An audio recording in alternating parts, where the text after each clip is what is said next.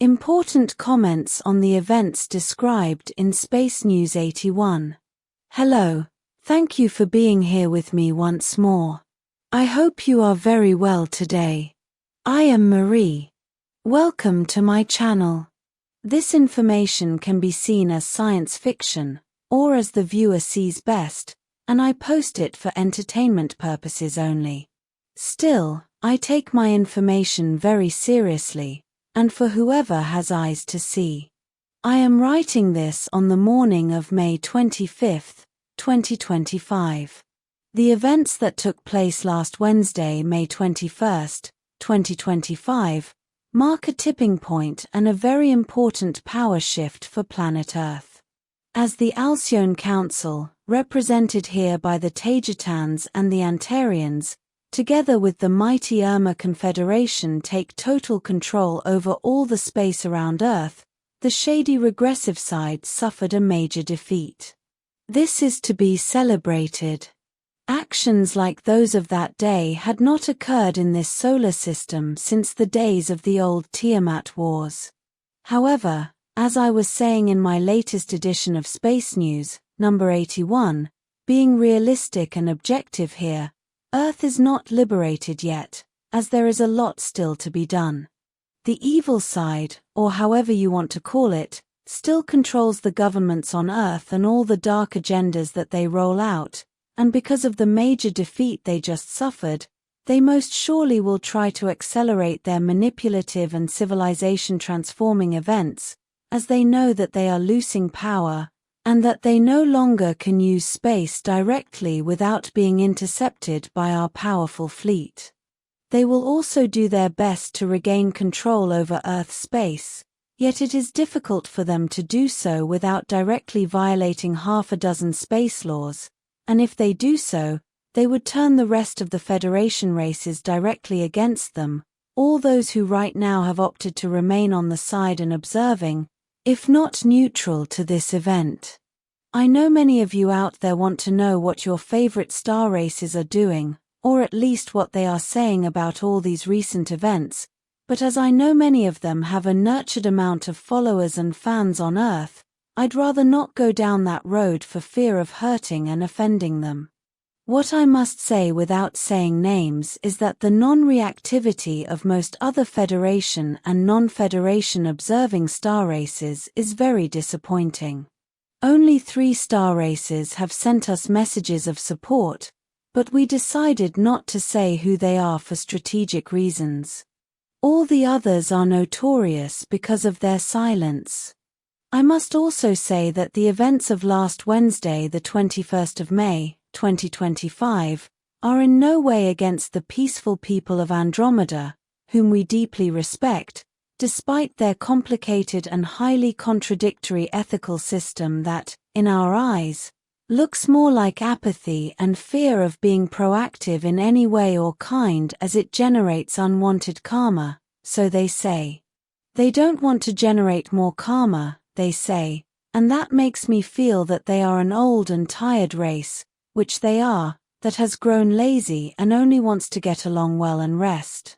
And with that attitude, they only manage to generate more of the very karma they fear, for omission of action, and because they became an easy target for other people and races with highly manipulative schemes, who take advantage of them and their weaknesses. At present, in all their kindness and wisdom, they are the only star race complicating matters for those of us who are proactively striving to change things for Earth, due to the simple fact that they have lent their house, the Biosphere Vieira, as the headquarters of the local Galactic Federation. We cannot simply go in there by force to take control over the mechanisms that govern Earth, if they are even there, because we would be invading a sovereign star nation, which is known for being peaceful. Having said that, Ambassador as Ed Nidia is now talking to the Andromedans, to convince them that they should cooperate with us and allow our forces to enter the Vieira to dismantle the regressive side's control mechanisms there, take over them and arrest whoever needs to be arrested there. If they do not comply, then we can accuse the Andromedans of directly obstructing our efforts to take control over Earth, and of working against the people of that same planet. And that is a lot of bad karma, I must insist. Up to this point, when I write these words, Ambassador Ed Nidia has informed me that the Andromedans stubbornly deny all our requests, and this keeps us with the strong possibility of taking military action to take over the Viera by force, as we do have the legal framework to justify our actions. As for the moon, as many of you may be asking, there isn't much to take over there, because even with its immense size, it is basically an abandoned, badly battle-damaged biosphere ship that was set there as a base, as it was beyond repair after suffering several major hits during the Tiamat Wars. Yes, its installations and reactors are feeding the Van Allen belts and the holograms as well, but the controls for all of that are not there, as we strongly suspect they are in the Viera or on Saturn. We could go in there easily as no one is guarding it, and shoot all those generators to smithereens, but at this point, we must take careful and calculated steps, as doing so may not bring the good results we would immediately think they would, and could be in grave detriment to the people of Earth, as we will discuss later on. Every step must be taken carefully and at its correct time. And yes, we have taken control over the physical moon, with no resistance, as there was no one there. It's all remotely controlled and operated. The fact that we may have control over something does not give us the right to impose what we may think is the correct course of action, until everything has been evaluated correctly and carefully, including consequences, and all the legal framework around everything. And that is a very important point here. Since the very start of all these operations, we have been doing everything strictly under Space and Galactic Federation law, protocols, and procedures. If we do not observe and go by these lines carefully, things can turn against us very fast, as we would be seen as the bad ones in this story. Right now, we have already been accused by several Federation star nations of being highly invasive and negative. Of course, those other star nations have no clue about the complicated situation the Earth is in, much less all the highly elaborate details surrounding such a controversial planet, which has led my group to take action in the manner we've already seen. Right after those star nations, who most probably are under Etorthan mind control, accused us of being invasive and regressive, we have sent them all the legal framework that not only allows us to take action, but makes us have a moral, ethical, and legal obligation to do so, under strict space law and Federation protocol. The legal framework is what is protecting my group here.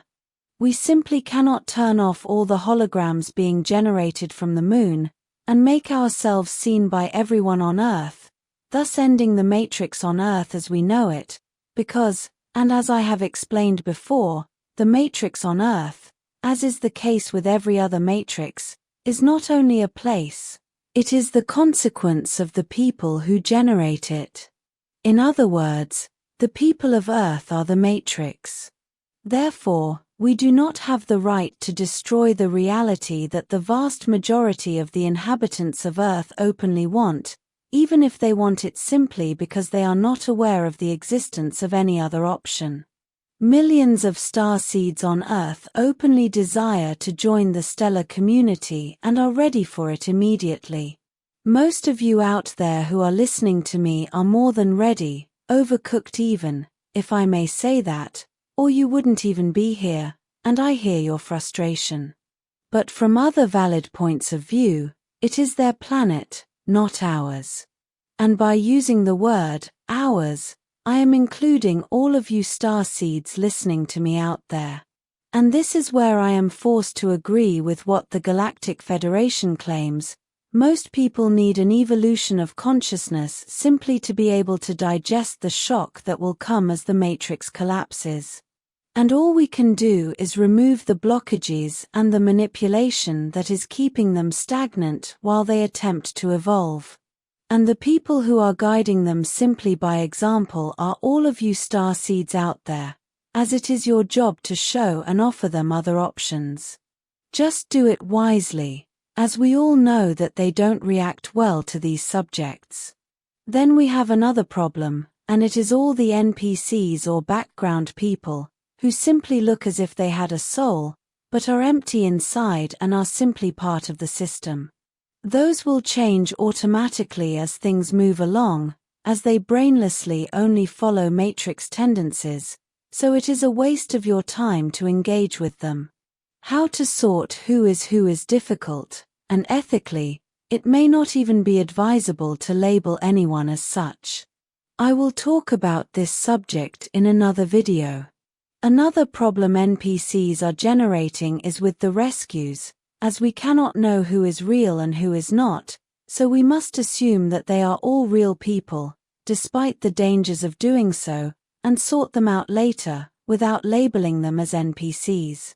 The Earth has not been liberated yet, but we did win a very important battle. Much must be done, and there is a lot of work to do. The very meaning of the words, liberate Earth, is open to discussion, as it is complicated to determine from whom or from what it is being liberated, especially because the matrix there is being generated by the people themselves and by their collective unconscious, even when most of them are under mind and thought control. This will be all for today. As always, thank you for watching my video, and for liking, sharing, and subscribing for more. It helps this channel grow a lot. And I hope to see you here next time. With much love and appreciation, your friend, Queen Marie, 1st of Taygeta.